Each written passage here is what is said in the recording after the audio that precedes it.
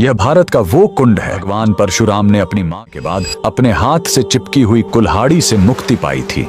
यह कहानी है महान ऋषि जमदग्नि और उनकी पत्नी पतिव्रता रेणुका की। कहते हैं रेणुका हर दिन नदी से कच्चे घड़े में पानी लाती थी और उनके सतीत्व के बल से वह घड़ा टूटता नहीं था। उनके 5 पुत्र थे जिनमें सबसे छोटे थे विष्णु अवतार परशुराम। एक दिन रेणुका ने नदी में कुछ गंधर्वों को जलक्रीड़ा करते देखा। उन्हें देखकर एक पल के लिए उनका मन मोह में पड़ गया और उसी क्षण उनके सतीत्व का बल टूटा और कच्चा घड़ा टूट गया। जब वो आश्रम लौटी तो ऋषि जमदग्नि ने अपने योग बल से जान लिया कि उनका मन भटक गया था। वो इतने क्रोधित हुए कि उन्होंने अपने पुत्रों को आज्ञा दी, अपनी मां का वध कर दो। जब चारों बड़े भाइयों ने मना कर दिया तो क्रोधित पिता ने उन्हें तुरंत पत्थर बन जाने का श्राप दे दिया। इसके बाद परशुराम ने पिता की आज्ञा को अपना धर्म समझा। उन्होंने भारी मन से अपनी कुल्हाड़ी उठाई और अपनी ही मां का सिर धड़ से अलग कर दिया। उनकी आज्ञाकारिता से प्रसन्न होकर जमदग्नि ने वरदान मांगने को कहा। परशुराम ने तुरंत अपनी मां को फिर से जीवित करने और साथ ही पत्थर बन चुके अपने चारों भाइयों को भी मुक्त करने का वर मांग लिया। सब फिर से जीवित हो गए, मानो कुछ हुआ ही ना हो। लेकिन कहानी यहीं खत्म नहीं हुई।